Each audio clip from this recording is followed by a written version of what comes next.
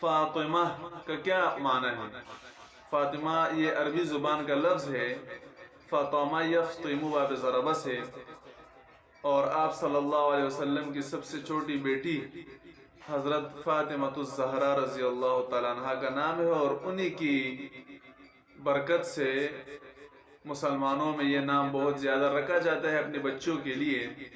لیکن عربی لغت میں اس کا معنی ہے وہ خاتون جو اپنے بچے کا دودھ چڑا دے۔ عربی لغت میں تو اس کا اصل معنی یہی ہے کہ وہ خاتون جو اپنے بچے کا دودھ چڑا دے، 1.5 سال بعد 2 سال بعد جب خاتون اپنے بچے کا دودھ چڑا دیتی ہے تو اس خاتون کو عربی لغت کے اعتبار سے تو فاطمہ کہا جاتا ہے۔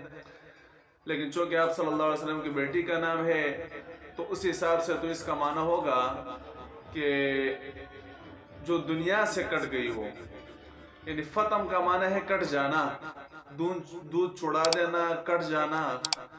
تو حضرت فاطمہ رضی اللہ تعالیٰ عنہ کے حساب سے تو اس کا معنی ہوگا البتول، جو آخرت کی طرف زیادہ راغب ہے اور دنیا میں کوئی خاص رغبت اور میلان نہیں ہے۔